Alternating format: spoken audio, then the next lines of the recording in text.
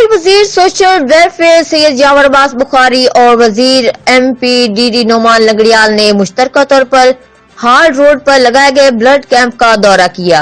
ये blood camp Sundas foundation और खिदमत ग्रुप के इश्तराक से लगाया गया है, जिसका मकसद थैलेसीमिया से मुतासरा बच्चों के लिए एहतियात खून जमा करना है। दोनों सूबाई वज़रा ने तमाम ब्लड डोनर से फर्दन मुलाकात की और इनके जज्बा इंसानियत को सराहा। वजीर सोशल वेलफेयर यावर अब्बास बुखारी ने सदर खिदमत group hall road traders union Babar Khan और फैसल खान की तारीफ की। सैयद यावर अब्बास बुखारी ने कहा कि तालीमी सरगर्मियां महदूद होने से एहतियात खून में कमी का सामना है। इस सूरत हाल में तमाम तबके थैलेसीमिया ज़दा बच्चों की जिंदगी बचाने के लिए आए।